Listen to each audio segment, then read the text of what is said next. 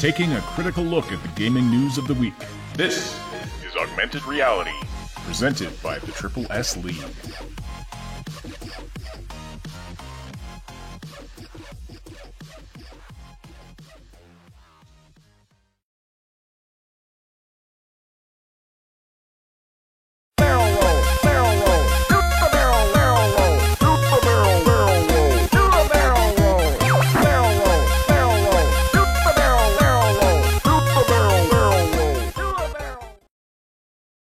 All right, everybody. That was the voice of Rick May doing his famous do a barrel roll meme, and I'm including that at the beginning of today's show because we found out he has sadly passed away. Oh, no! Yep. I did not get that. I did not hear about that. Yeah, I should have warned you before we started, I guess. He was 79 years old, and sadly, the current situation, the current health situation that's happening in the world may have had something to do with it, according to his obituary. So that's very sad. His voice, doing that voice for Star Fox 64 was very iconic. He had a long career of voice acting, including a lot of video games. So condolences to his family, but he will live on as a meme forever. This is the Augmented Reality Podcast. Welcome to the show, everybody. Today, it is April 15th, and 2020. And some interesting things to talk about today. Hello, everybody who is listening live and talking live in the live chat. Notional says, yay, Cyberpunk 2077 is out tomorrow after 7 years of waiting. Thanks for pouring some salt on that wound there, Notional. Yeah, so tomorrow was the original release date of Cyberpunk 2077 before it got moved to September. So we were wondering if there might be some more information coming about Cyberpunk 2077 tomorrow. Hate to disappoint you, but head community manager Marcin Momot, I never know if I'm saying his name properly, but he's the global community lead at CD Projekt Red, and he said on Twitter, responding to Paris, another great content creator who we have had on the community podcast, I believe, if I'm not mistaken. He said, we are aware of tomorrow's date, however, we are not planning on dropping any new bits of information about the game. Those are still coming, just not tomorrow, so I'd be surprised if they didn't do something to commemorate it, but we're not expecting any massive news drops. Yeah, no, there won't be. There won't be anything direct, but more stuff is coming, and it's coming quickly. We've seen, today they kind of put out another little image teaser, and they've got more stuff, obviously, that they're going to be dropping over the next few weeks. Our biggest content, we don't know when we're getting that stuff. There's lots of rumors as to what it might be. I suspect that we'll get at least one more big gameplay trailer featuring probably some of the stuff that we haven't seen thus far, things that have been cemented in. I wouldn't be surprised if we got a new character customization trailer, just kind of showing off the finalized version of it so that they can kind of set that record straight. If not, they should. They really should, because there's been a lot of questions about that, and lots of people that are raising questions. It'll come out eventually. Duh. It's the first thing people will see.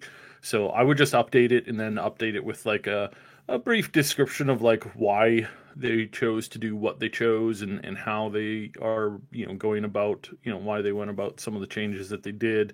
I would certainly want them to kind of reflect some of the newer stuff in it.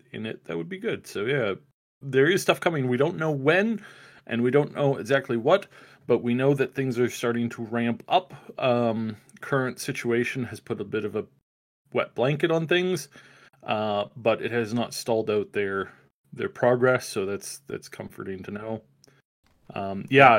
Nomad's background is something that I feel that we're really missing, 100% time being. This is something that I'm really excited to see, because this is most likely going to be my first playthrough. It's something that I'm really leaning towards. Mm-hmm. So Yeah. We're gonna have to arm wrestle over that. Yeah. You want to be the nomad. we I want to will- be the nomad. We will flip on that just so that when we're doing our reviews and our game videos, that you'll see those kinds of choices reflected. Yeah. We'll try to be people like Mad different. Queen. We'll try to do different things. Yeah. Well, we're even starting to try and divvy a lot of that stuff up between the community podcast members as well. So we don't want all of our channels to reflect the same gameplay, right? So we're trying to open things up as much as possible. I can give you a bit of a heads up on that. I'm going to be playing through probably a peaceful stealthy approach, or as much of a stealthy approach. The stealth is definitely going to be the key thing for me, and then how that'll factor into the backgrounds we don't quite know yet. But yeah, I'm going to be doing stealthy, and I'm going to be doing slower combat, and it's most likely that is frankly due to the wonderful option that they've given us for FPS combat, and how I can't really do that. So stealth is key. I just quit, like I was just in right before the podcast. I just was playing the newest update to Fallout 76. It is out today on on Steam. You can pick up Fallout 76 along with all of the big patches, the big expansions out today.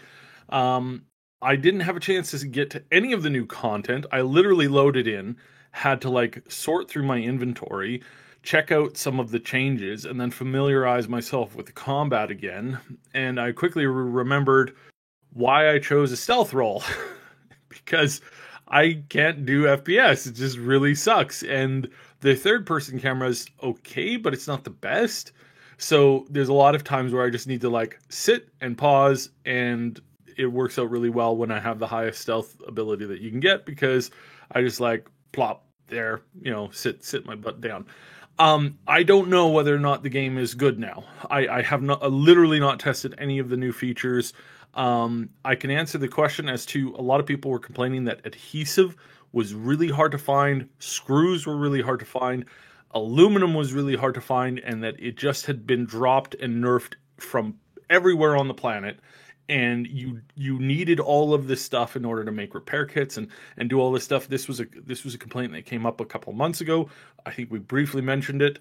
I found over 40 adhesive in about 15 minutes of gameplay. So I don't know if I got extremely lucky, but to me, the immediate complaints of them rigging the system, I mean, I wouldn't be surprised. It is kind of Bethesda, but that's the only thing I can comment on. And I spent 15 minutes in the game, and I found over 40 adhesive.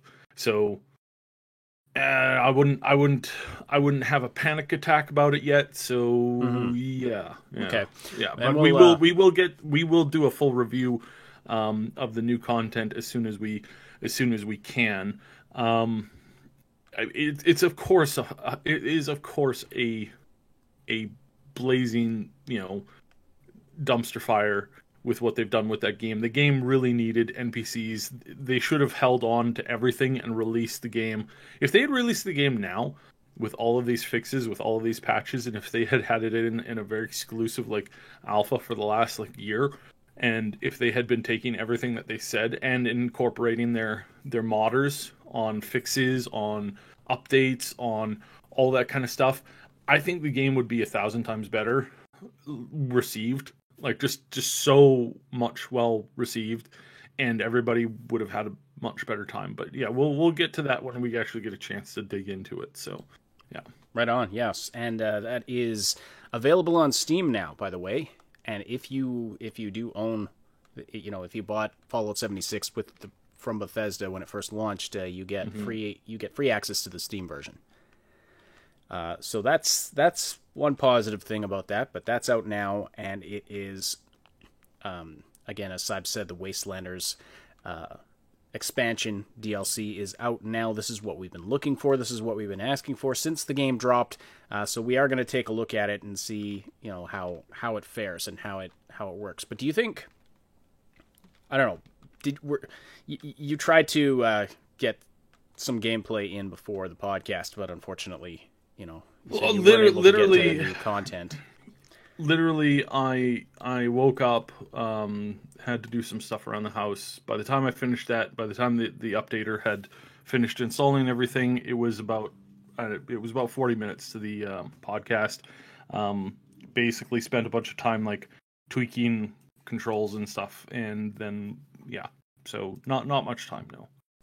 Okay, so we'll have more updates on that, you know, in the future.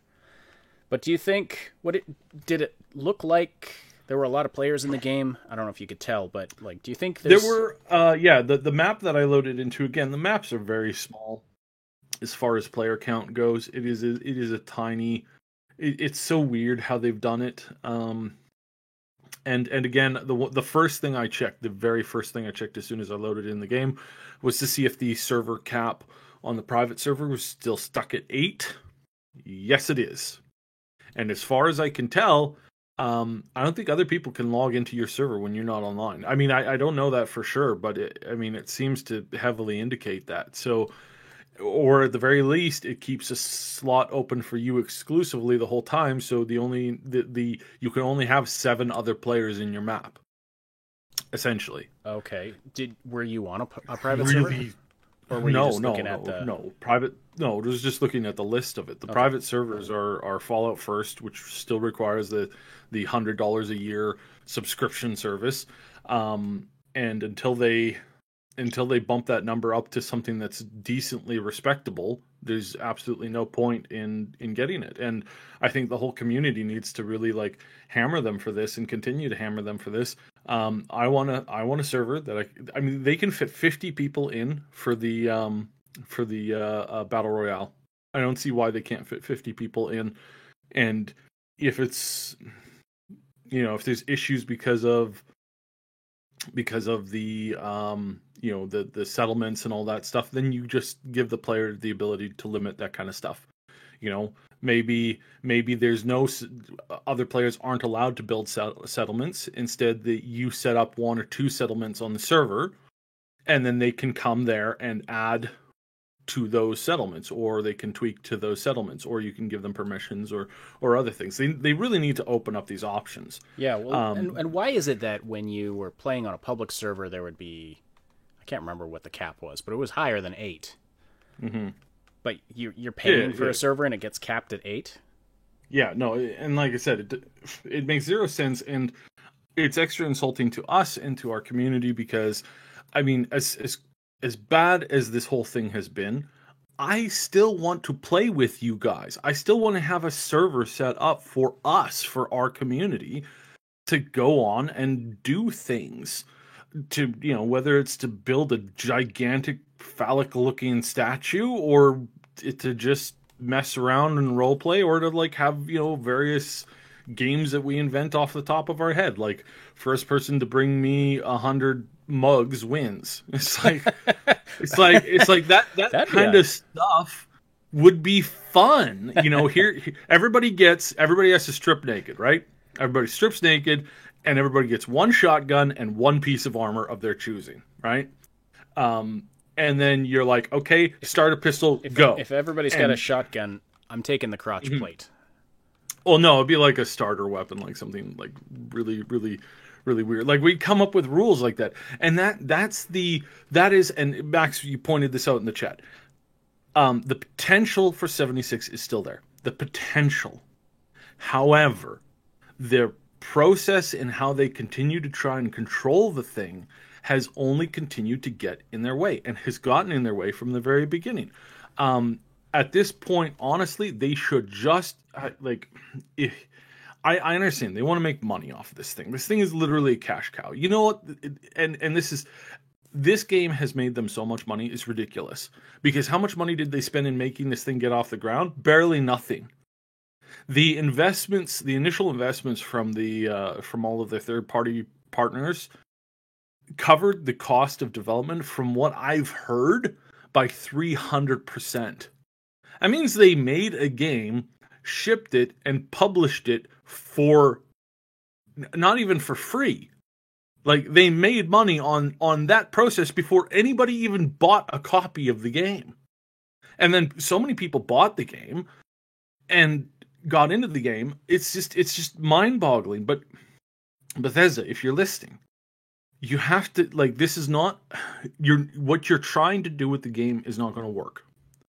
You can have a retail version of your game. You can have a subscription version of your game. You can have a content patching system for your game. But what you really need to do is you need to give the ability for people and groups and communities to rent literal actual servers like they do in Minecraft.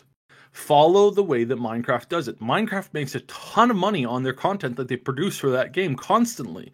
It's an endless money revenue service for them, and they don't, like, they invest basic time building stuff for that game, but most people have the servers that they can just access and do whatever they want in. And that's what you need to let the community do. You need to open up the modding, give the tools out, and then people can go on a server and play themselves. If they find the server is full of cheaters and hackers, then they can just go to a different server.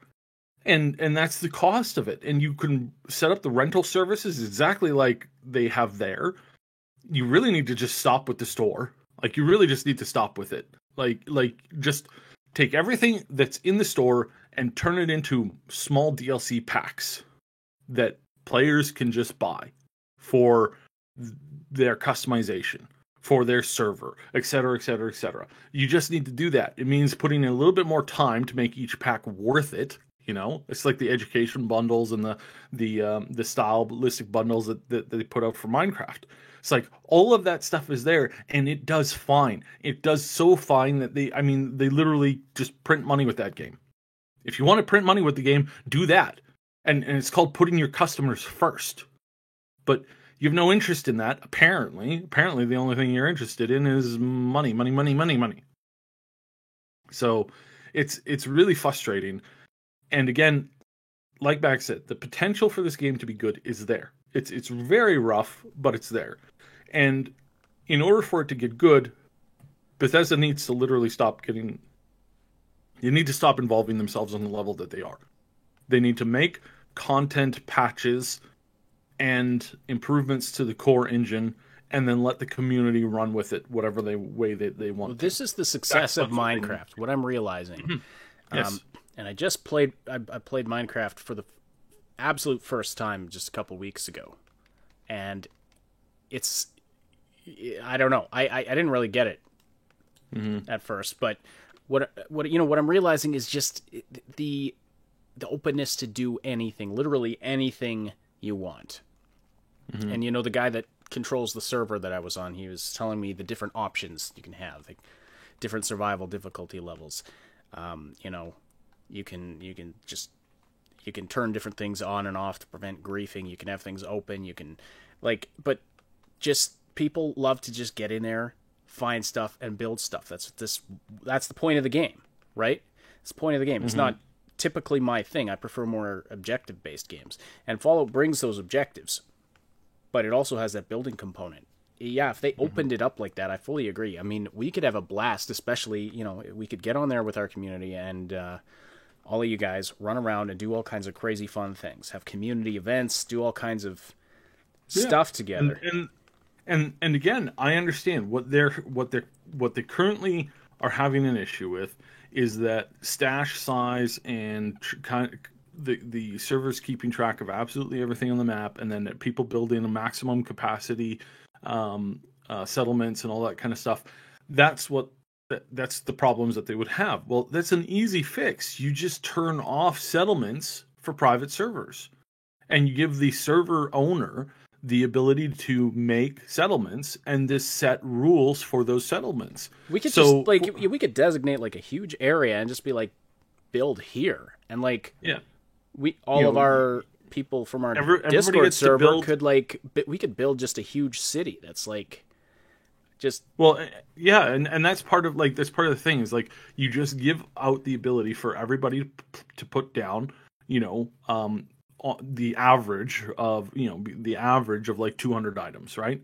So a fridge is 5 or 10, a Brahmin is 20 or whatever, and you give them all a cap But then you set actual areas. You set one area, this is our camp, this is our settlement. There's 2 other settlements, but I've designated them enemy settlements where I've set up a boss encounter that respawns.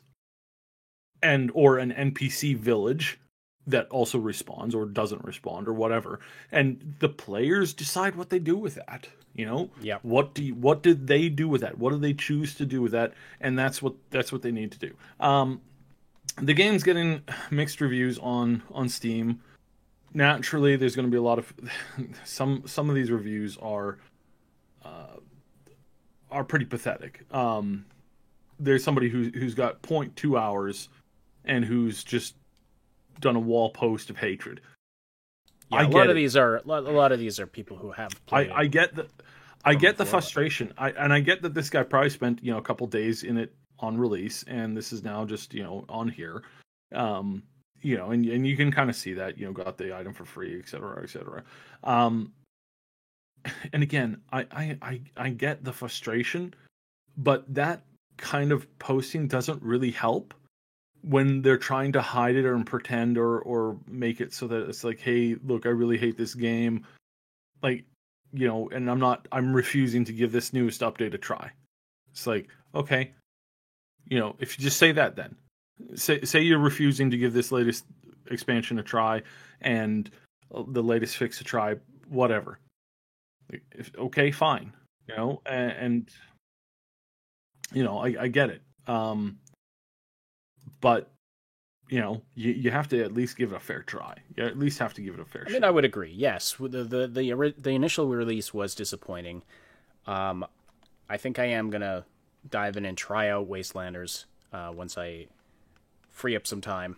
I've got a bunch of things on the go, but I'll probably make a point of doing that along with Sibes so that we can give our impressions on it sometime very soon. Maybe it'll get to the point where we're hoping it'll be. I don't know how long they'll keep supporting this game. I mean, they wanted it to be a super long-term thing, but it's already starting to look so dated. Just even looking at the thumbnail for today that you see on your screen right now, if you're watching on YouTube, you look at the face on the left, the Cyberpunk character looks pretty alive and lifelike. The cartoony character on the right, which is from Valorant, which we'll be talking about later, it's not realistic, but it looks really cool. And then you've got the Fallout character in the middle, who just looks totally dead-faced. So I mean, that's Bethesda models for you, right? Yeah, well, exactly, right. And they're garbage in most cases, which is why, as we've covered, why there's so many body mods and face mods for Skyrim and Fallout. Well, exactly, yeah. It's just when you're playing a basic Bethesda game, and this is something that I saw the Bethesda launcher loading up this morning, and front and center they had the 2 girls from Wolfenstein, and I was immediately remembered because their hair, even in the picture, was just disgusting. Like, I don't know a single girl who's ever gone outside with a hair that looked half that bad. I've never seen it happen. I have never, ever, ever, ever, ever seen it happen. In fact, I remember this one time when I was young. I want to say I was about 9. And there was this girl, she was an older girl, and she had just gotten out of the shower, and she realized that she only had brought in her pants with her.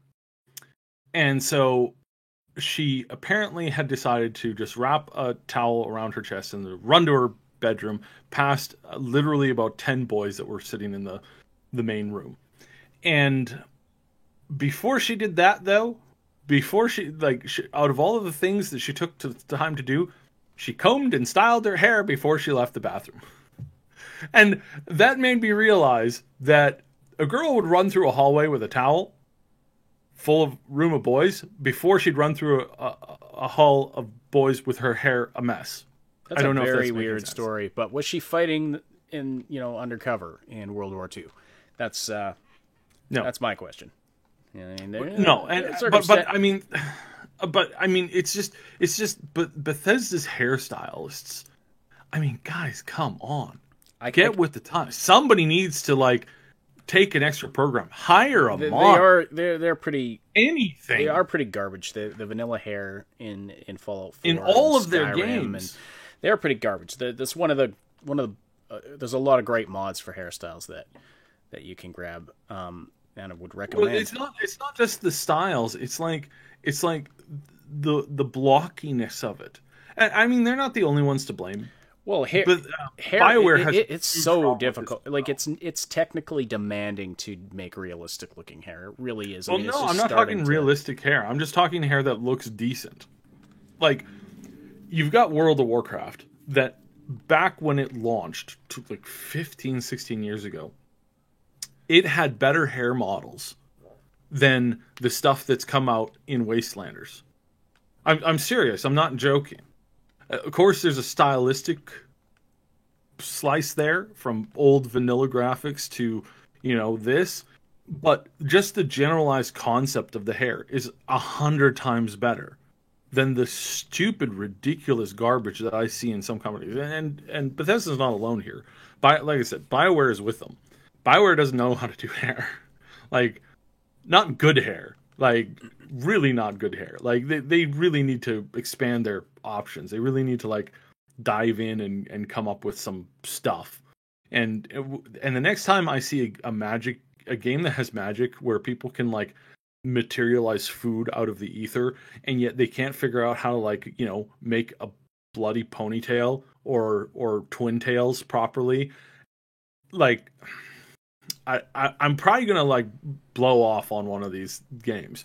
Like, if Starfield comes out and you could do pretty much anything in that game, and except for the fact that your hair is just an absolute piece of garbage, I'm like, guys, we could travel to stars, but you can't find a way to do a perm press right.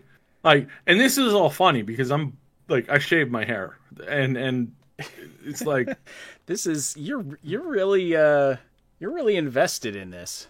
Oh yeah, no, hairstyles in games are important, and you don't know this. You have luscious locks of curly, beautiful gorgeousness that girls fawn over and have always fawned over.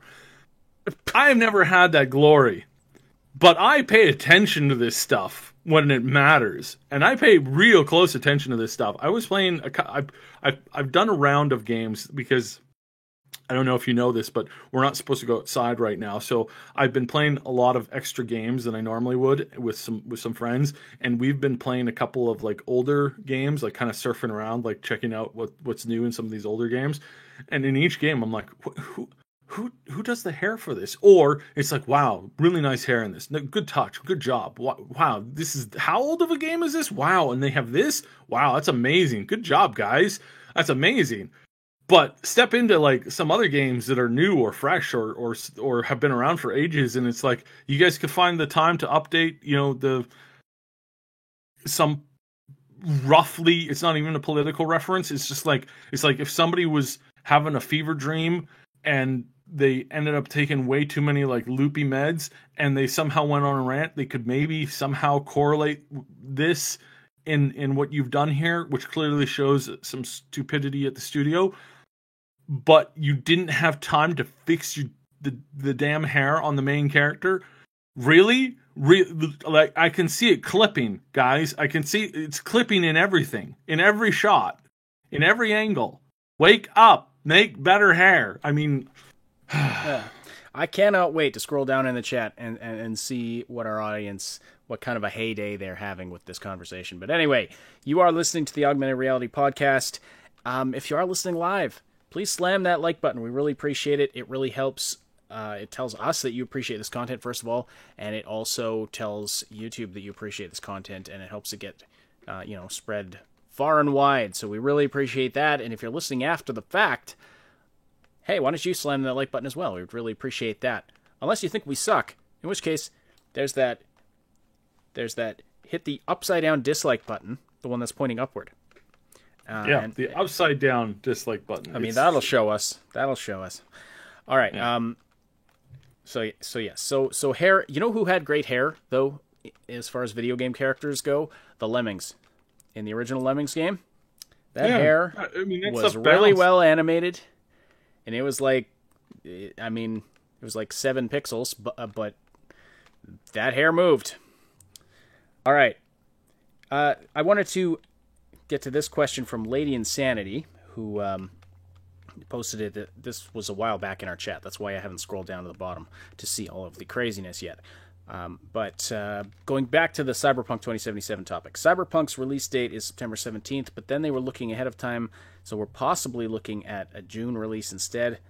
But then the current world situation happened. Do you guys know anything further about this?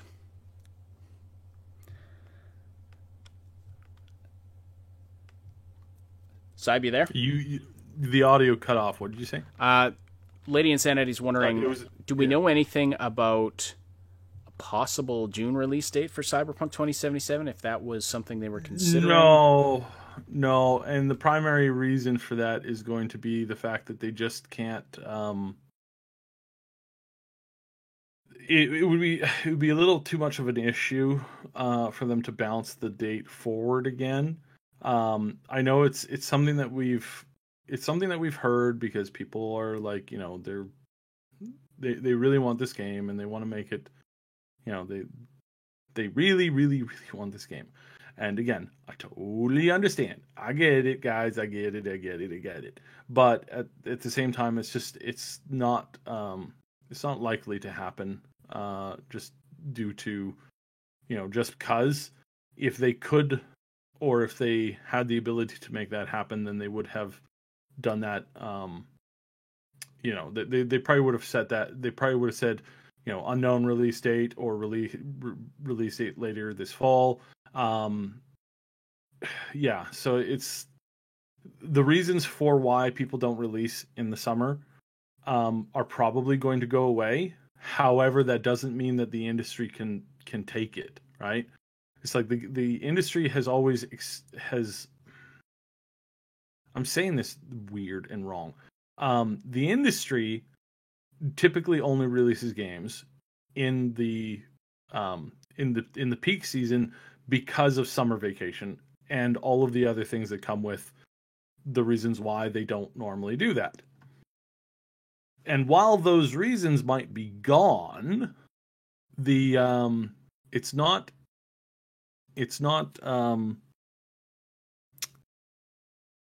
reasons for them having that are still there, because it's like they just can't reset their normal operating procedure at the flip of a switch. They have to stick with what they've got currently, because.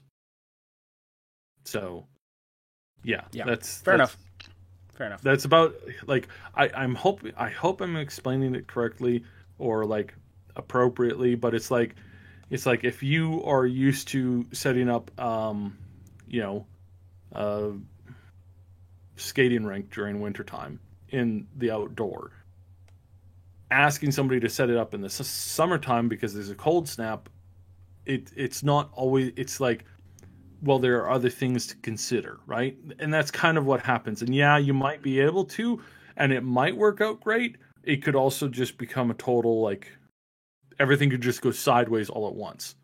And some of the other reasons why certain things are the way that they are suddenly, like, starts causing other issues and problems and stuff like that. So yeah, I think I hope that analogy works. I know it's not perfect. I know some people are like, but I want it now. And I mean, I get that. But at the same time, they're really trying to clear out all of the bugs from this. Another interesting thing, just to kind of sidestep onto the whole Bethesda thing, I don't think we're getting Starfield this year.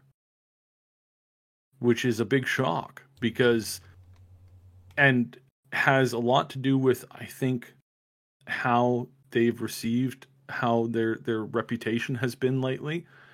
And I think that originally they were going to release Starfield like almost 2 years ago, and it was going to be rushed out the door. It was going to be buggy as all bugginess is, but then they put out 76 and they got hammered harder than they had ever been hammered before. And what I heard is they were like, nope, we're going back to the drawing board. Not the drawing board. We're going back to really hammer out the bugs and get this into a proper release state. Then they heard all of the other stuff about why there weren't any NPCs, why all these extra features were missing. And I think they again realized, well, all of these features we were going to add to the game via DLC. And it turns out people really don't like it when we do that. So now they're at the point where I believe they basically looked at it and said, well, crap, we're in big trouble now. So here's our plan. We're going to take all of the DLC concepts that we're going to be adding in new features. We're going to take all of that stuff. We're going to add it to the base game, and we're going to improve on everything and get to the point where it's bug-free. And that's why I think we're not even going to get it this year. I think it's going to be a 2021 release. And that's shocking. That means that Bethesda, who normally release things in the most buggy state they possibly can, have effectively said, we're not releasing the game, period, until we can maximize the polish on this thing. Wait a minute. And I think we're going to get an incredibly polished, feature-filled game. I think we're going to get something that's going to blow people's socks off. So like, wow, where did this come from? Well, this has been the response to all of the hatred that they've gotten nonstop and for all the of last the 2 years. All of those ambitious artists with their meme templates open are going to be severely disappointed. Mm-hmm. Yeah. Yes, a bug-free Bethesda game would break the internet. Yeah, it would be pretty shocking. It would sure be a nice, refreshing change, though. So maybe the modders can then just work on modding stuff instead of fixing all the problems with the game. That would be nice. That would be good, right? That's always what you get. Some of the top mods are like, fix this bug for you, Bethesda. You're welcome. Yeah. It's always the first stuff. I always love when I install Skyrim and then I have to go get the unofficial Skyrim patch, whatever it's called. Mm-hmm. It's like got all of these fixes. It's a single install and it takes like no time at all, and then boom, your game just runs 1,000 times better. It's crazy. So yeah. So okay. So again, I need to quickly hammer this down. No, Bethesda's not getting a new engine, and they don't need to get a new engine. What they need to do is they need to update their current engine. The latest engine that you have for Epic that makes Fortnite is at its core the same engine that they made 20 some odd years ago. It's the idea of you want to know what a new engine is? You want to know what a new engine is. That's the game that's what Anthem is built on. That's a brand new engine. It's garbage. New engines aren't better. They just have new problems. The concept behind Bethesda's old crappy engine is that they just haven't fixed really big glaring bugs and updated them properly to get rid of those bugs and errors, which they have finally started to do. They've added a new animation engine because their old animation engine was built on scripts, models, and skeletons, utilizing pre-rendered motions within a computer, not motion capture. So this is the big difference. Say you have an engine that doesn't use motion capture. Do you need to get a new engine? No, you need to add in the engine to utilize motion capture. And that's why I want to add into or comment on what Russ Hunt is saying here. So the people in Starfield will have bad hair too. Not necessarily. I mean, if they take that, they could improve and upgrade that part of the engine that deals with the hair. Like, these things are modular. It's not like if you have, like, they have a core system, and then they have these other things built onto that. Those can be updated and replaced and changed and upgraded, and so can the core system. So I mean, it could be the same engine at its core, but work 1,000 times better.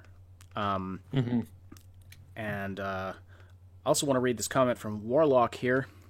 Says, I get it. There's a lot of hate for Bethesda and such, but the update for 76 actually made it pretty dang decent. I mean, I actually want to keep playing. So that's good to know. That's good feedback. So thank you for that. We'll be checking it out ourselves, as like I said. It might be worth, if you've already purchased the game back at launch, might be worth checking it out. I mean, totally up to you. If you're done with it, I know a lot of people have just said, no, I'm done with it. We don't blame you for that either. 100%. I have no criticism to give somebody who said, I played this game originally, it was garbage. Perfect. Excellent. Somebody who says, yeah, I tried out the game and it was absolute garbage, all these problems, and then they list all the problems that were there in the original. No, that's not honest. No. That's suggesting that you've played the new content, that you've played the new game, that you played all the fixes and all the things that they've done to alter the game, and that you found all of those same problems again. That's not true. Now, I did have some stutteriness and I did have some lag with like enemies. They were kind of like teleporting a little bit, but they were teleporting like about half a foot at a time. They were not teleporting from, across the room, floating over in a T-pose, going through a wall, which was a problem that they had on release. I did not encounter that. If I were to say I encountered, these things going through walls, and if I were to like dig up some old footage from original release and post that and say, look how garbage this game is still, that would be dishonest and that would be a lie. I didn't encounter that. I encountered some mild teleporting, which might have been my internet. I was downloading a bunch of other stuff at the same time, so probably has something to do with that.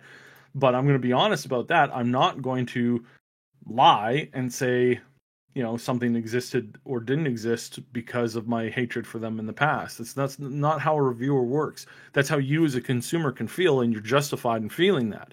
You're justified in saying, Bethesda betrayed me. I don't want to play their new stupid DLC for this stupid game. 100% agree with you. That is absolutely your right, and you have every right to express that belief. But it's dishonest for somebody to say, I played the new content and found all these old bugs that were the original bugs, when that's not true, because that's not true. Are there new bugs? Yeah, there's probably some new bugs. Are there new game-breaking bugs? Can somebody steal your inventory that happened a couple of months ago? I certainly hope that's not a problem.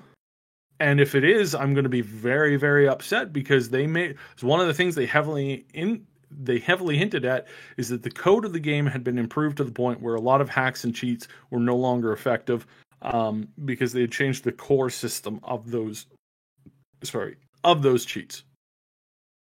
And so, yeah. All right. Also, I just want to clarify quickly: the Wastelanders update is free. You don't have to buy it on top of Fallout 76. So if you already own Fallout 76, you can play it for free. Plus, if you own Fallout 76 already, you get the Steam version for free. So yes. So yeah, I mean, if they were charging extra for it, we would tell them to screw off. I would have been pissed. But now, that said, they still have this stupid shop, and I will roast them a little bit. I logged in and I saw this the shop has free items. Well, not free items. That's what I interpreted the sign to say. What the sign said was free and had a glowing thingy around it. And then I'm like, okay, cool. Went up and clicked on the thingy. Took me about 5 minutes to find the free thing, which was a rabbit thing. Some kind of like paint decal or something. I was like, oh, sounds incredible. Thanks, Bethesda. Yeah. You're so amazing. So many free things here. Yeah. Again, I wouldn't mind if they incorporated the packs into something that like Microsoft does with Minecraft. No, Russ, if you don't own 76,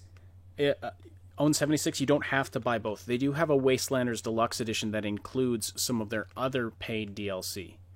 Mm-hmm. But the Wastelanders, you just buy Fallout 76, the Wastelanders update comes free with that. It's a free update to the game, like no additional cost, basically. Anyway. Your choice if you want to look at it or not. But yeah, just want to make sure everybody understands the correct info on that. They're not charging extra for Wastelanders. Okay. Lady Insanity has another great question here that we'll dive into a little bit. We don't want to get too heavy into it just because of the bots are always listening. But alternating back to Cyberpunk again. This is kind of, we've been interweaving Cyberpunk and Fallout 76 throughout the entire first hour of this show. But Lady Insanity asks, okay, there's two sides, so I'd be interested in hearing your opinions. What are your thoughts on the less restricted content in Cyberpunk, such as the full frontal nudity, severe cursing, and mocapped love scenes, basically? So basically the very, very adult content. So as far as, like, I guess, opinions on what? Like, on should they be able to do that? Is it... I mean, it comes down to personal taste. You either like that stuff or you don't. And, I mean, Cyberpunk is a gritty adult environment. It would kind of seem... I think it would break immersion to some extent if it was... If they had everything toned down. Right? So that's the kind of game they're playing. That's the kind of world that Cyberpunk is in, and so I think it fits. It fits, right? There's some games where it's like it doesn't fit. Like if there was if there was one of those mocapped scenes in like Ori and the Will of the Wisps, I'd be like, wait, what? Excuse me, what is this? Of course, or if I don't know. One of the some cute little, would find that. cute little Some characters. people might really like that. Some people might really like that. I'd be like, wait. Or if one of the cute little characters started swearing their face off, it just wouldn't fit. But in Cyberpunk, it fits. Yeah. I think just in general, I think gaming needs more like, adultish cultural stuff. There are some really great shows that have really impacted me positively and have really made me think about certain things. But it contains stuff that I would never, ever give to a bloody toddler. Like, I'd never sit down a 10-year-old in front of, like, Buffy or Angel and be like, hey, watch this. It's an amazing show. Wait till you see the guy gets his head taken off. This is not something for kids. Wait until you see the reason why Angel can't ever experience true happiness, or how he experiences true happiness. Oh, that's something to show a 14-year-old. No, it's not. No. But at the same time, it's like, I think we need to have more of that kind of stuff, because not everything, like, that, if you have everything that's basically a Disneyized version of everything, then collectively your society's never going to grow up, right? And I feel that, like, if out of all of the current problems that we are seeing, one of the most common problems that we're seeing in today's world is people don't know how to grow the F up. Like, they really don't. And there's nothing more scarier than seeing a man-child. Like, there's nothing more disturbing than having a man-child in the house. It's like, first of all, it's not even safe. Out of all of the people that I have met, the most dangerous people are often man-childs, because they don't know how to control themselves. And that is something that is sadly all too common today, and needs to be fixed. Well, I certainly agree. I mean, I don't... No, that's not. I don't think that's necessarily directly tied to adult content in media, but... Well, for me, that's how I see it, and I see a kind of a correlation here that I'm not advocating for everything to hold this off, but this is why I don't think that certain things like Cyberpunk, I think that they could have a streamer option to just kind of like turn off some of the worst stuff. Well, and that would be nice from that perspective. And that would be really nice. Just to say, turn off nudity, maybe even censor swearing, because I want to live stream this on Twitch. Yeah. Then or YouTube, because YouTube is really we may only be able to do edited content of Cyberpunk. Yeah, probably only because be able to do edited we'll have to make sure we're not putting putting stuff out there that's never gonna know violate when their... somebody's going to walk around the corner topless, and you don't know how often YouTube is going to have a conniption fit about that. I mean, they seem to be okay with the trailer content, like the gameplay content that they put out so far, even though that one had some full frontal stuff. Well, that's the thing. It's not that you can't put that stuff on YouTube, but YouTube will not promote it. You cannot monetize it. There are things that are, they push it down.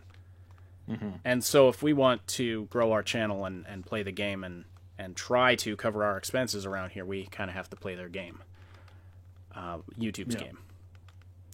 But I mean, yeah, and it's totally fine with me as well. Even if that weren't a consideration, it would be maybe nice to have a stream-friendly option just for those people who, don't want to necessarily be surprised by that stuff and have it right in their face. But regardless, I mean, yeah, it does fit in a cyberpunk world. Warlock says, I don't know, I think there's a comedic value to be had with a character that at first glance appears proper but actually speaks like a sailor. That's absolutely true, and I mean that can be its own type of thing, right? I mean that was Conquer to a T. If you remember Conquer's Bad Fur Day or the Xbox version, Conquer Reloaded or something. Like that was totally it. These cute, adorable little characters, but then it was just so dirty and adult, and it was really funny. But yeah, don't buy that game for your kids. I was gonna try and describe one of the bosses you fight, but I won't. That's probably for the best. Maybe there are games that should be played for fun and such instead of played to monetize to teens on Twitch. Well, I mean, again, I think just options are better. More options is better. Yeah.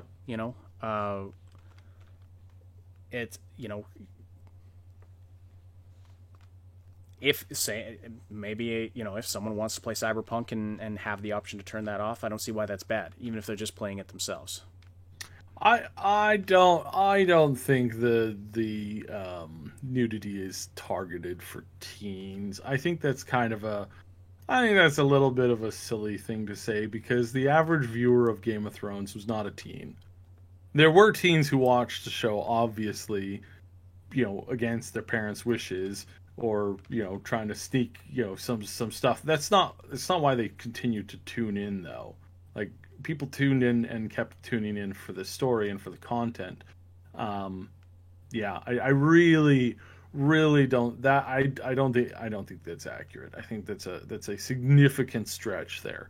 And again, not saying that that's a bad thing, or that's not a that's not a commonly used thing. I mean, yeah, that's yeah. I don't know. I mean, if companies will try to release flavored cigarettes to appeal to teenagers, yeah, that stuff. I mean, there's nothing that gets my blood running more hot than, like, in the rage-inducing way, than knowing that cigarette companies are like.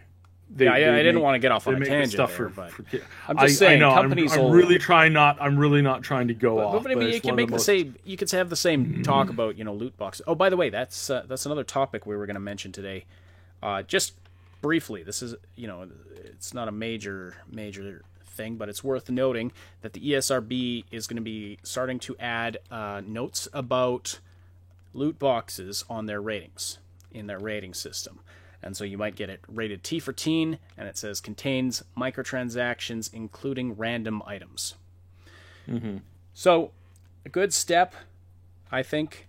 It'll at least, it's descriptive for parents who maybe aren't as tech savvy.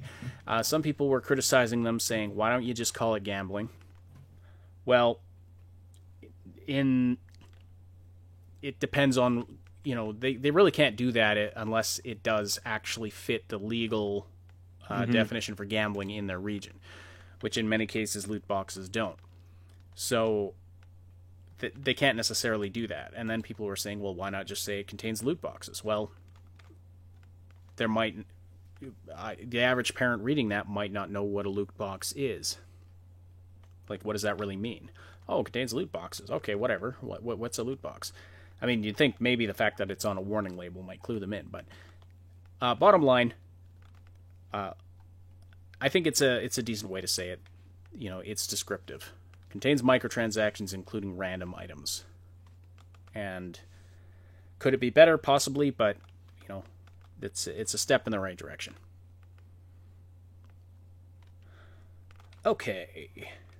Another kind of funny story. So I mentioned on the last podcast, I believe. I want to address that real quick. Bellular made a really, really, really good point on this, and I just want to repeat it. When it comes to loot boxes, the most important thing to do is, we know that there's no amount of hatred that the community can foster. There's no amount of rage that the community can foster to push back on these evil, scummy POS garbage tactics of targeting children with some of this really aggressive, habit-forming, addictive, manipulative microtransactions that are frankly disgusting. There's nothing. We've tried everything as the gaming community. You know, if the rage that we've put out isn't enough to get it going, the only thing that will get it going is turning to politicians and telling them to get involved. And getting them involved to the point where they use it as a ammunition for themselves to get elected. Meaning that you call up both, 3, or depending on how many parties you have in your local area, call up every major politician for every major party and say, hey, you want my vote? Here's what you do. You start calling for investigations, litigation, new rules of control on gambling in video games. I don't care about the violence in video games. You know, I can put my toddler down in front of a game where he kills demons with a Doomslayer, and I can rest assured that tomorrow I'm not going to find him out in the yard battling demons with a super shotgun, a super sledgehammer, and a chainsaw. I am confident that will never happen.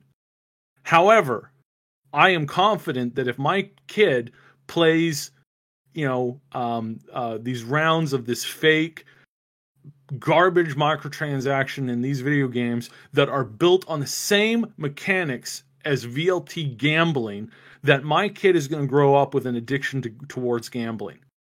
That is the comparative thing that I can make, whereas there's no comparative for violent video games. So if you can understand basic anything, Mr. Politician, you understand this.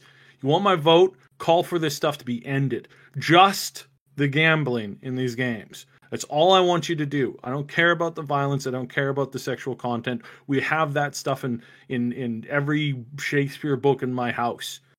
I don't want you to try and control that. What I want you to control is I want you to show up and tell these people that they can stop using gambling tactics towards kids.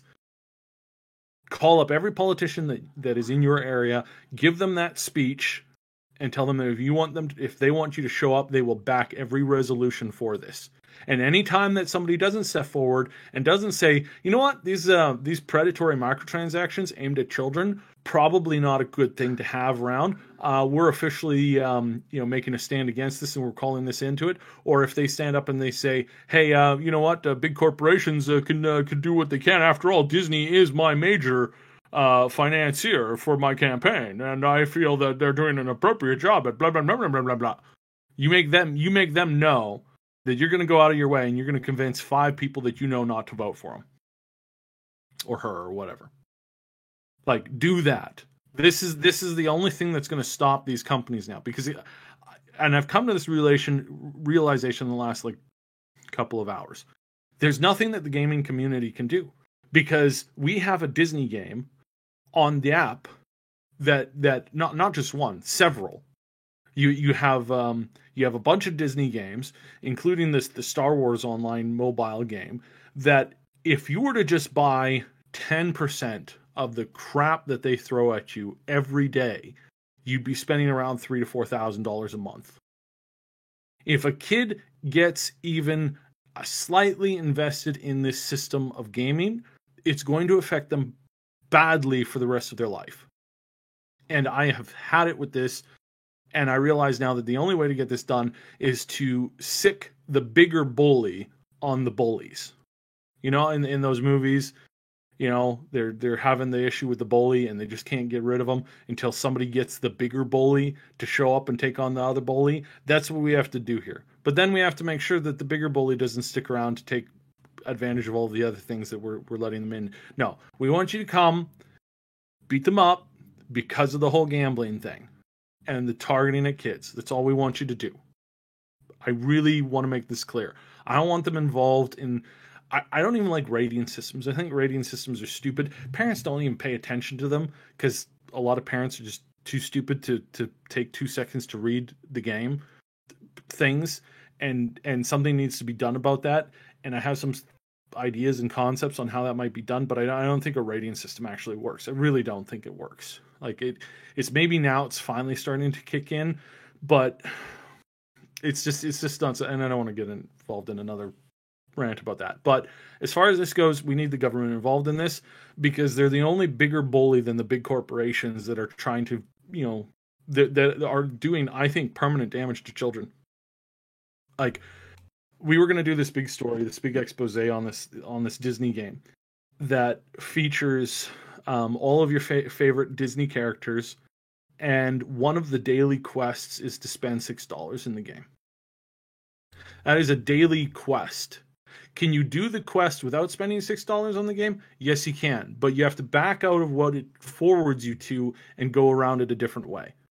If you're just hitting okay, you'll spend around $100 a day on that stupid Disney sponsored game. It's not made by Disney. Disney doesn't make their own games. They do license their games out to all these other companies. And this one's pretty disgusting. In that, oh, hey, look, here, kid, spend $120 a day. Come on, you can do it. It gets you Princess Jasmine. It gets you Aladdin. Woo, look at this. It's so cool.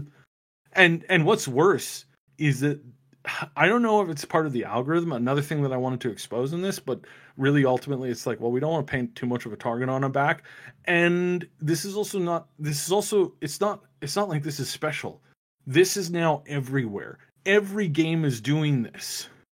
And what they do is they, in the chat and in the guilds, they get the other players to pressure their own players to spend some money on the game. I don't know how exactly they're doing this. I know that there's some algorithmic like chat scripting and like combing going on. So it's not necessarily like, it's not the algorithm or the AI is not telling you to buy things in the posing as other players, but they're making it easier for those other players that say those kinds of things to get noticed, and then they get rewarded for saying those kinds of things. And then you get rewarded for paying for those kinds of things, and it's this vicious, endless cycle. And it's a true messed up, endless cycle, and people need to be involved. They need to get aware of what's going on. They need to understand what this is, because this is if there's anything that's going to ruin gaming, this is it. This is one of the big things that can just destroy video gaming in the future in every way, shape, or form. A massive crash, a total conglomeration ends up moving in, takes control of all gaming. Suddenly, they're buying off politicians because they've gotten to the point where they're so powerful that it's illegal to make video games unless you work for an approved company. You know, it's like you can't make your own cigarettes anymore because that's not allowed.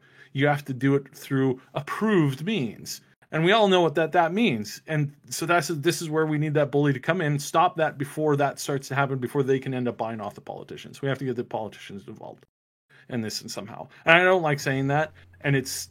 I was going to say, really, you get Cybe advocating for government involvement on these kinds of things. It's a serious situation. So that is not... And it's getting worse. I honestly think that if certain companies that shall remain nameless, I really want to name a list of them off, if they had their wish, they would close down every single competitor. They would be the only company making games. All of their games would be pay through the nose until you bleed, or sign up for their basically like life indentured service, because this is how some people, not all people, this is just how some people think. There's some people in this industry who I use this one example. Talked with a hacker scammer guy once, and I'm like, if you could have any wish within the realm of what you do, so you can't just have a genie make gold for you, but if a genie could make your company successful in any way, what would you do? I would spam every single person on the planet every hour on the hour, telling them to give me money, and if they didn't, they would get more spam. That's what they want to do. And they are this group of people who they're all individuals, and it's not like they show up. It's not a conspiracy. But that's what greedy people who don't value you as an individual with individual rights thinks. I want to turn you into a cash cow that serves me for the rest of your life because I deserve that. That's what they think. And it's disgusting. It's truly disgusting. There's no difference between them and people who rule countries and put half of their country to death because they don't like the way that their illustrious leader does something. It's like these people have actually existed, and if you don't think that they actually exist, and if they're not actually like looking for ways to make the next big score, you're deluding yourself. These people actually exist. Are they on every street corner? No, not really. Is everybody that cowardly? Does everybody not have a conscience? No, lots of people do. And thank goodness that people have a conscience. Will these people get away with that? For the most part, I don't think so. But they will still try, and that's the problem. The fact of the matter is that North Korea exists today. So clearly, somebody can be successful on it on some level. And we want to avoid that, period. People in North Korea, there are some, not all.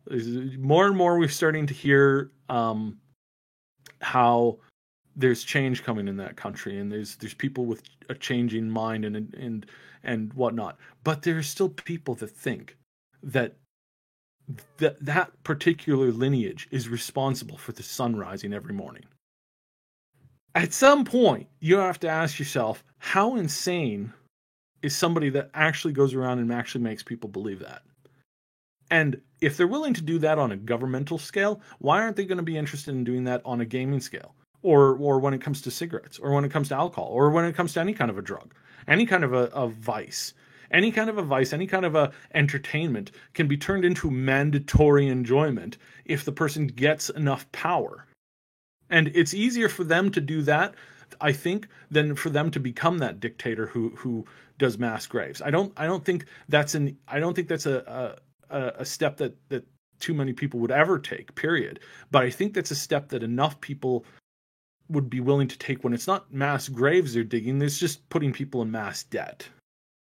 Because honestly, you look at the payroll tax, these payroll lending companies, they're scum. They really are. They're scum. $300 loan for 1 month that in a year can turn into a $20,000 debt. That's ridiculous. That's insane. But it's like, that exists. So again, when it comes to gaming, and trying to keep on track here, but when it comes to video gaming, it's the same thing. There are people out there who want you to play their version of Raid Shadow Legends, or their version of any kind of a game where you have to pay every day. You have to pay to stay on top. You have to pay to compete. You have to pay. And when you're not paying, you should be telling other people to pay. And that's what they want you to do constantly. And this is what I feel that we constantly are getting deeper and deeper and deeper into. And I don't see an escape from this, because more and more of these game companies are lining into it. As much as we have these amazing companies like CD Projekt Red who stand visibly opposed to this, the more we see those companies growing and getting better, the more we see of these other companies that are doing things that are equally as scary, equally as intrusive, equally as disgusting, And they're actually getting ahead. They're actually starting to jump ahead, and they're actually starting to grow more. And Riot Games, which we're going to talk about here in a second, they're among them. And I mean, it's not really a big surprise. They're owned by Tencent. I mean, sure, they're still an independent studio, but let's use this as a jumping off point. Well, first, I want one last thing. Okay. Get involved. Get involved. Call your local politician. Call each of your local politicians. Try to, especially now, call them. Be like, hey, there's a couple things I'm concerned about. I'm concerned about this, thing that's been going around. I'm really concerned about our economy, and I'm really, really concerned about children being targeted by these gaming companies. I would love to show up at a rally and support you, but we're not doing that right now. But what I want to do, and what I want to assure you to do, is I will make sure that I will add on my calendar for you to do this, but I need you to sign on to this bill, or I need you to get up and say something. I need you to retweet this there's a couple politicians in the States that are really trying to drive this consumer rights thing, or this gaming accountability thing. I need you to sign on to this. I know it's a different party. I know it's a different person, but the info here is good. Either that or make your own.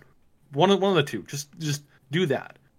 Do that. Get out and get involved in this stuff, because it's getting worse every day. And it's really disgusting. It's really, really disgusting. Anyways, sorry, you were saying. Well, I just wanted to say thank you, everybody, for being so active in the live chat. You are listening to the Augmented Reality Podcast. If you want to keep the conversation going after the live broadcast, we welcome you to join our Discord community. You can find the link in the description below.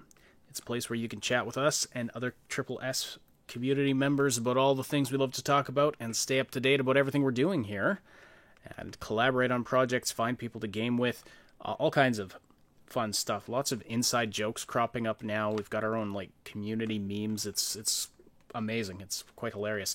So click the link below to join, and be sure to say hi to us in the welcome channel there. Wanted to answer a question from the Gaming Mirth. Do you think CDPR will drop a new trailer or a new gameplay tomorrow? No. We covered this early on in the podcast today, but the global community manager, Marcin Momo, confirmed on Twitter that they won't be doing anything. No info drops for tomorrow. I mean, who knows? I mean, they might give us some artwork or something, but it doesn't mean that there's not new stuff coming. There's a lot of new things coming. But well, he said that as well. There is new stuff coming pretty in the near future. They're going to be ramping up, but nothing specifically planned for tomorrow. All right. And what else were we going to get to? I guess Riot is the next story here. So Riot has released the open beta for Valorant, which is an FPS game, a multiplayer FPS game. It's basically a replacement for Overwatch and CSGO combined, and Apex. It's like they took Apex, CSGO, Overwatch, threw them into a blender, and you've got what this game is. So it's more along, the combat's more along the lines of CSGO than it is along the lines of Overwatch, but the characters are far more like Overwatch than they are like CSGO. CSGO, you don't really have characters, right? It's like nameless characters that your character that you play. It's more about the weapons and all that kind of stuff. This game is far more like Apex and Overwatch, with characters that are unique and cute and gorgeous and good looking. And strangely enough, it's still an FPS, because nothing makes me more happy when I spend $20 on a skin for a really awesome character, and I see that character 2 seconds in pregame lobby, and then 4 seconds. Sorry, I got that mixed up. 20 seconds in pregame lobby, and 2 seconds when I die at the end of the match. Of course, yeah, that's exactly when I want to see my $20 skin on my character. Well, in any case, there's not a lot of info out as far as reviews, reactions, responses, but what I have seen has been positive. I've seen people tweeting that they can't stop playing, that it's a lot of fun. So don't have much to say about the quality of the game, but one of the reasons why it is really in the news right now is because It has an anti-cheat program that runs at a very deep level on your PC. So when you install this game, it's going to install this anti-cheat software that's proprietary, and it runs at the kernel level. Mm-hmm. Now, if you don't know what the kernel of your computer is, it's basically the absolute core code of your computer. Mm-hmm. So it requires the highest permissions to change anything at that level, and it has access to basically everything. So this is so many problems with this. Now, apparently, I have... Oh, and the other thing is that Riot's anti-cheat system, it boots up, like, it starts running when you boot up your computer, and it's always running, even when you're not in the game. So they've been getting some criticism from this. Now, apparently, it's not the only anti-cheat program that uses kernel drivers. Apparently, BattlEye and Easy Anti-Cheat use kernel drivers, according to Polygon. But I don't know if that means somebody who knows a little more about how PCs work at that level. Let me know. Do kernel drivers always have to be running all the time? Or is that just the nature of operating at that level? I'm not sure if Easy Anti-Cheat and BattlEye are always running like the Valorant system does. But basically, it's very invasive, and when you're installing it, you're putting a lot of trust into Riot Games to say, or to not misuse your system, to not steal your data, to not cause problems, or be collecting data for who knows what purpose. And this is kind of, when you have this is developed by a company that is owned 100% by Tencent, which is a Chinese company, and they don't have any privacy standards or a lot of ethics when it comes to user private data over there. I would be thinking twice before installing this, quite frankly. And I know Saib has a lot to say, but Riot is claiming that this is necessary in order to deal with certain kinds of cheats. Yeah. Some cheaters will go down to that level on their system to implement a cheat that won't be detectable by something at a more shallow level of operation, as far as the PC goes. And that may be true. That may be true that it's necessary for their anti-cheat to go that deep in order to prevent certain kinds of cheating. But you have to ask, is it worth it? To let this program have that kind of access to your machine. Anyway, I'll let you get some words in here, Saib. So this is dangerous. This is really disturbing. This is not a spyware program. This is not something that's forcing its way into your system to do unspeakable things or to spy on you or to keep track of what kind of prawns you like to watch on, Saturday evening when you're alone. That it has nothing to do with that.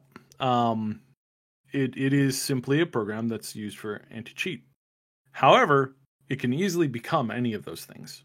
And this is the danger of this particular company, the company that owns them, and then the controlling interest that owns part of Tencent is, a government that spies on people all the time.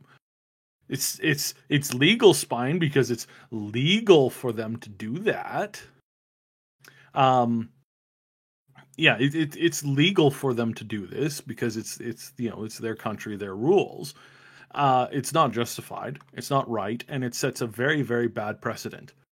There's a reason why there's a lot of people who don't want, who don't want the government in your bedroom. that don't want Big Brother keeping note of what weapons you have, of where you went to school, what you did on the weekend, who your love interests are. All of this stuff is absolutely disgusting on so many levels. And it starts out as one thing, and then it morphs and morphs and morphs and morphs and morphs and morphs until you have no freedom whatsoever. Now, is that big, long-term, exceptionally paranoid? Probably. Probably a little bit of all of those things. Is it a real problem that you have to keep your mind on? Yes, in my humble opinion, yes. Yes, it really is something that you should be wary of. It's really something that people should not get in the habit of allowing. First of all, this program, it actually slows down your FPS in other games. And it runs on your system because you have Valorant installed. So if you want to play Valorant, then all of your other games are going to take a hit. Doesn't even matter if you're not playing it, if you don't have the launcher open, if you aren't running the game, and you haven't run the game for the last 3 weeks. It's still going to be on your computer. It's still going to be on your system. And it is still going to be taxing your system. It's still going to be altering your configuration files. It's still going to be checking on things that your computer is running. I don't like this.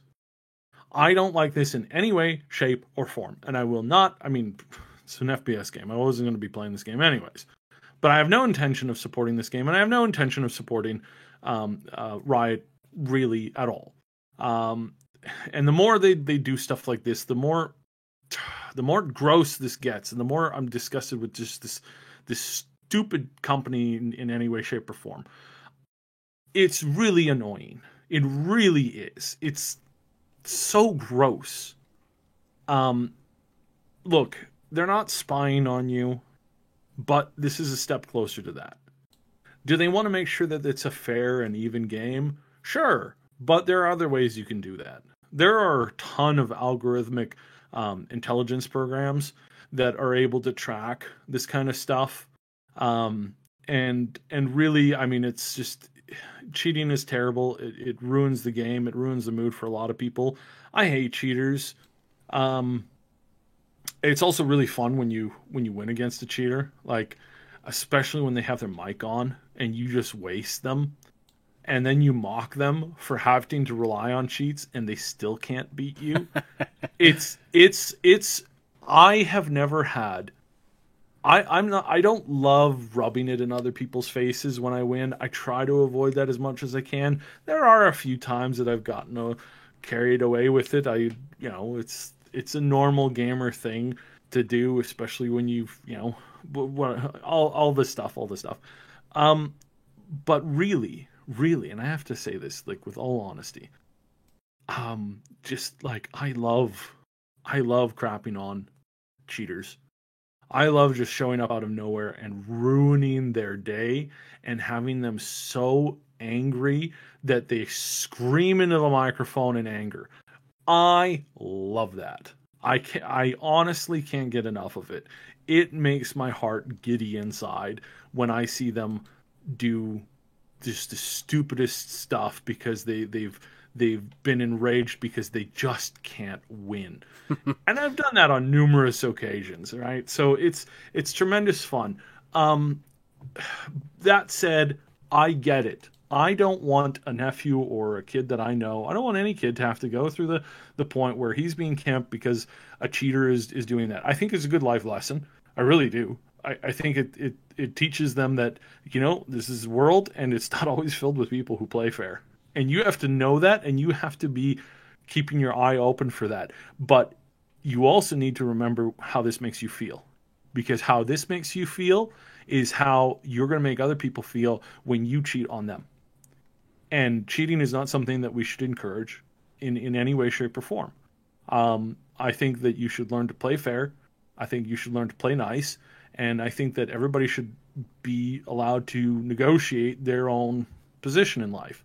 And I think that is a big step towards just a better life in general. Mm-hmm. But that said, I get why they're doing this, and it sucks. However, for 100%, I have absolutely zero interest in allowing a company to install a kernel device on my computer that will monitor every program that I'm running just to make sure that I'm not running a bad program that they don't want me to run. Like that, excuse me, what WTF?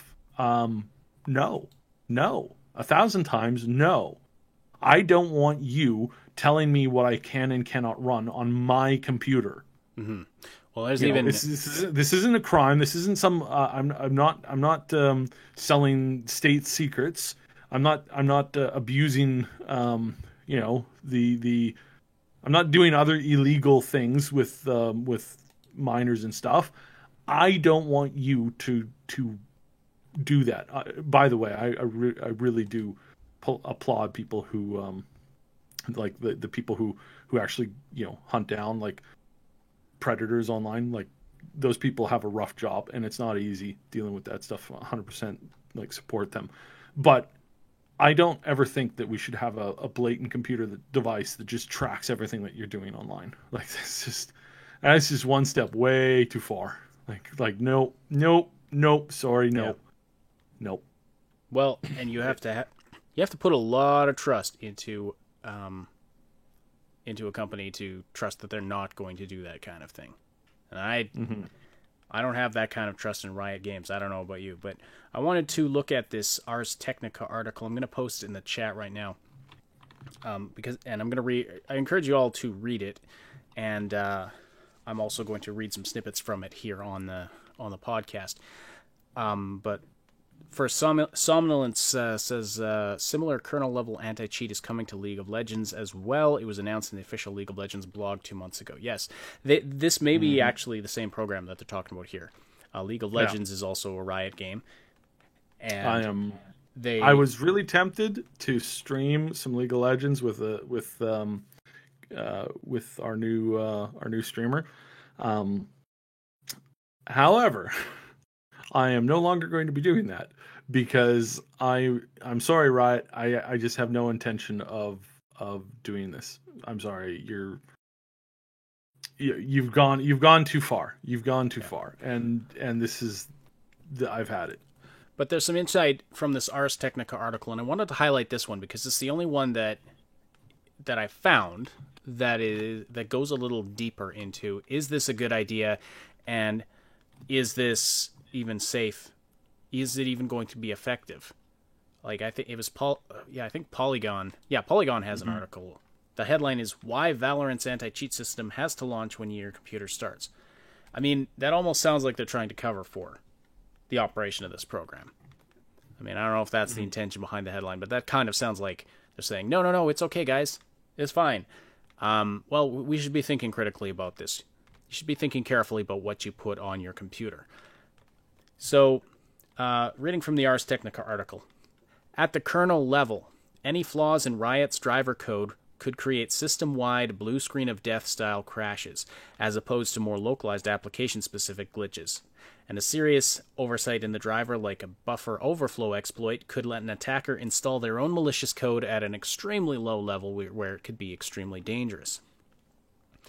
Whenever you have a driver like that, you're at risk of introducing security and reliability issues to the computer, independent security researcher Salim Rashid told Ars Technica.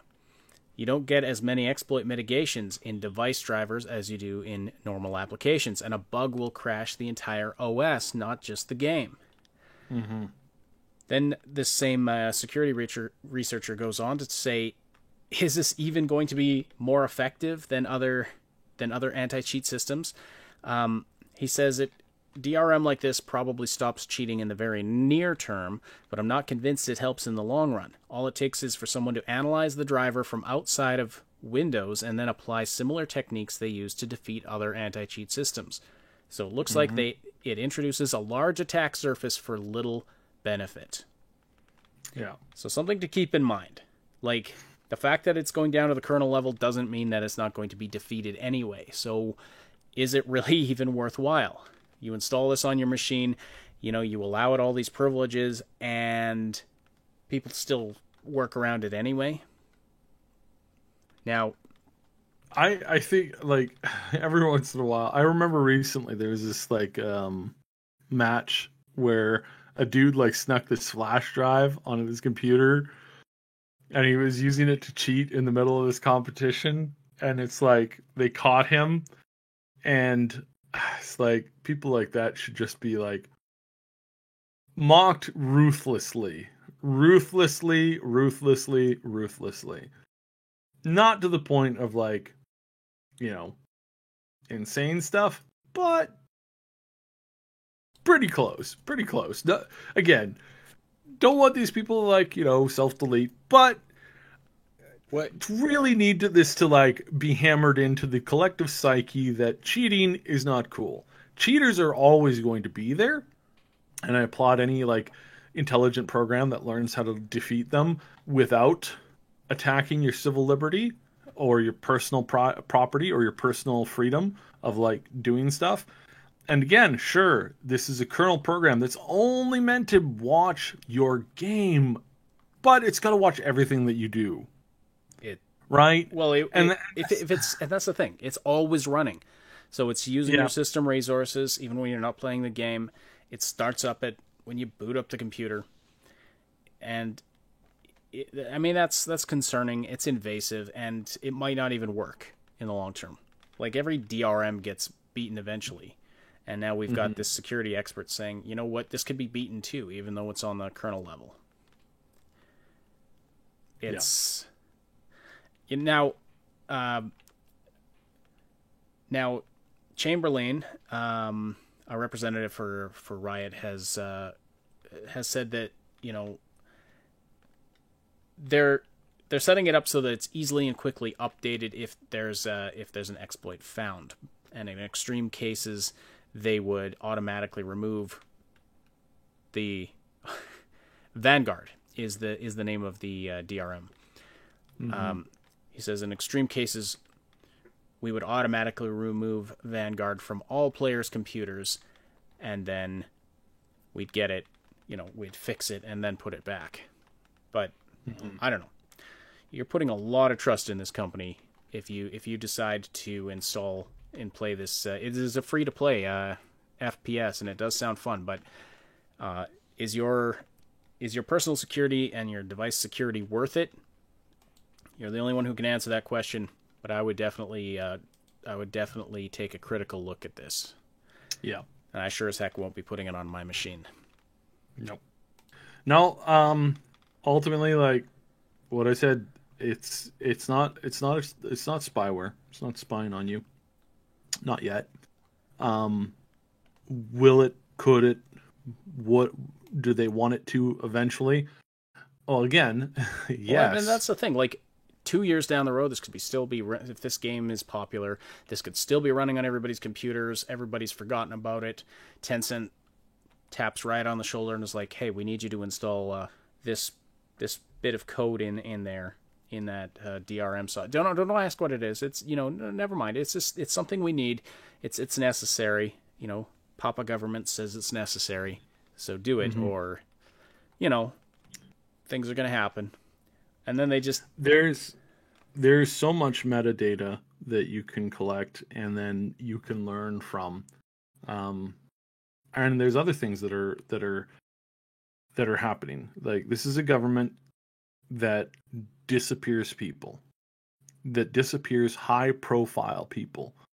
Citizen journalists who blew the whistle on the government have disappeared, have never been found after having disappeared.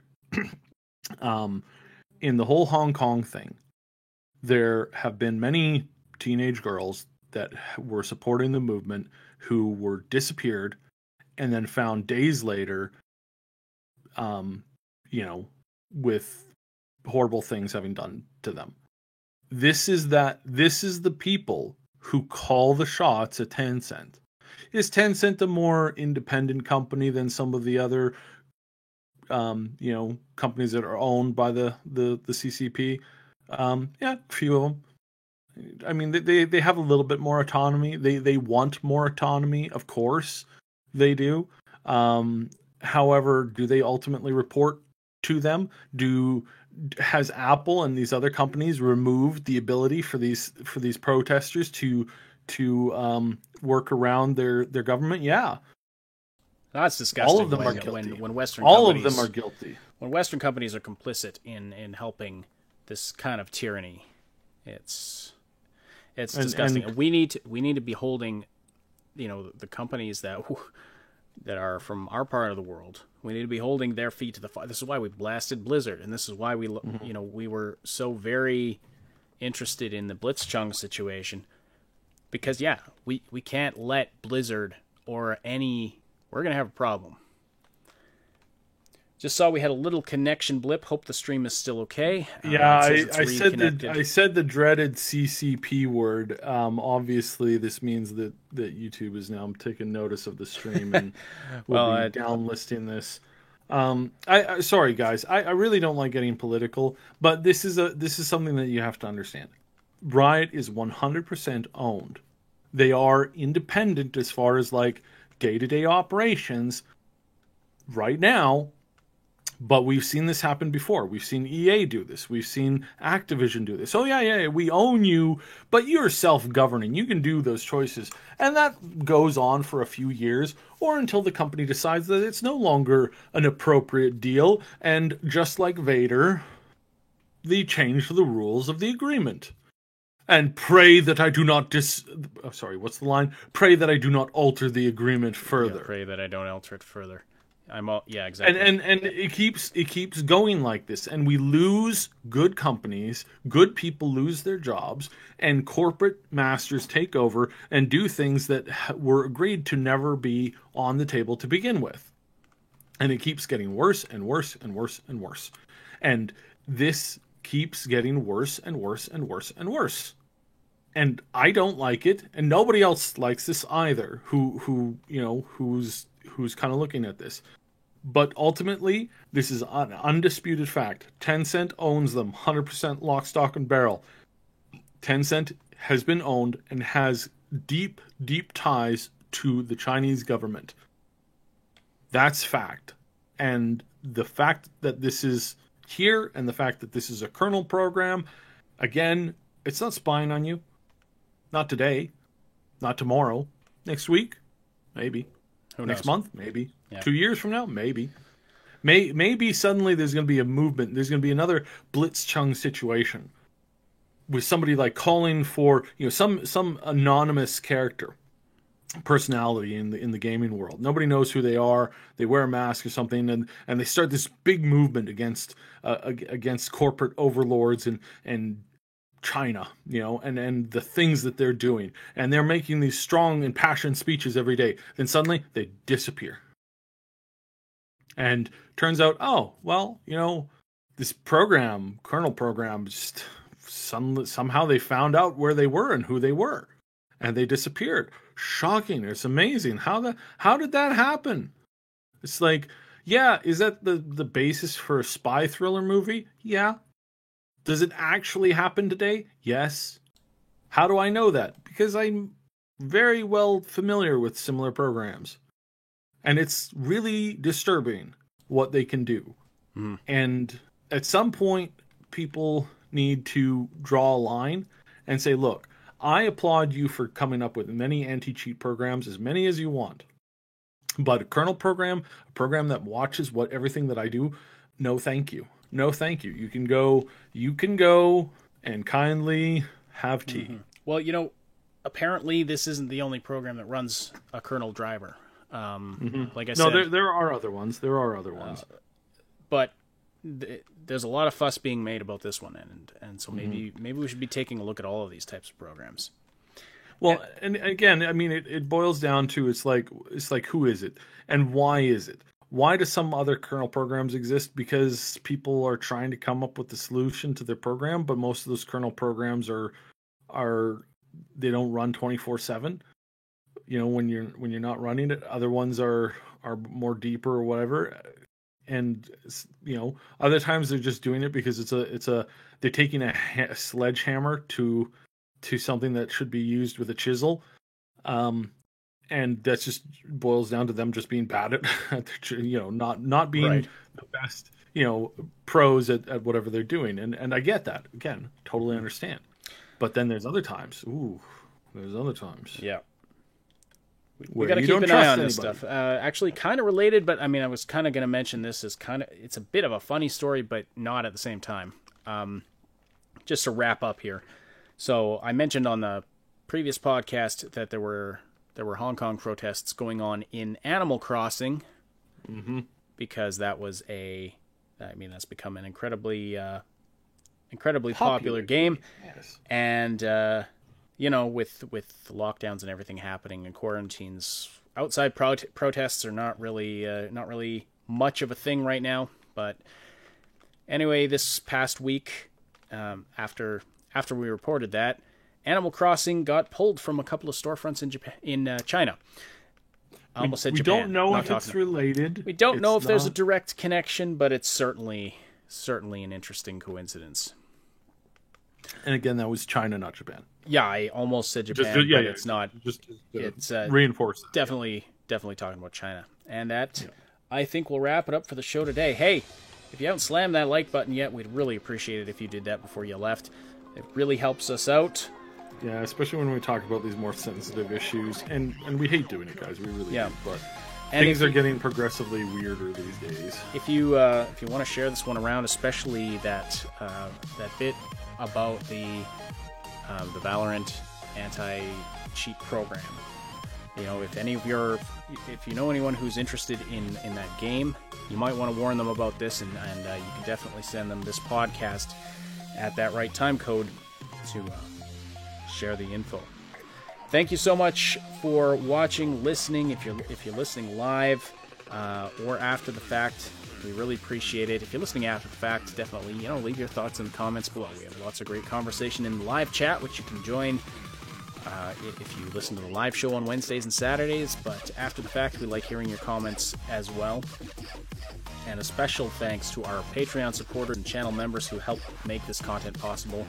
Our big dang heroes on Patreon, Josh, Robin, Timebean, and our 2 anonymous supporters there, as well as the other supporters at other tiers. We really appreciate all of you. And our channel members here on YouTube, Mr. Pazdernick, Jer Schultz, Game Notes, Night City Punk, and Terror K. And if you're listening after the fact on one of the audio-only platforms, we appreciate your interactions there as well. But the live show is even more fun, where you can interact with us and other listeners and be part of the discussion. The Augmented Reality Podcast is a presentation of the Triple S League. Check out our YouTube channel for game guides, reviews, comedy, news updates, and tons more quality gaming content. My name is Ash. On behalf of Sybe, thank you all so much for listening, and we will talk to you again very soon.